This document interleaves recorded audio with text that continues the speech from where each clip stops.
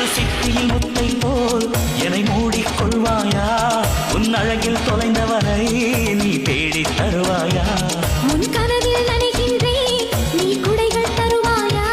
நான் கொஞ்சம் தூங்குகிறேன் நீ தலையணையாவாயா நீ காதல் ஓவியனா ஒரு கவிதை நாயகனா நான் தேடும் மன்மதனா என் அழகின் காவலனா போதும் அம்மம்மா நாம் கைகள் இணைவோமா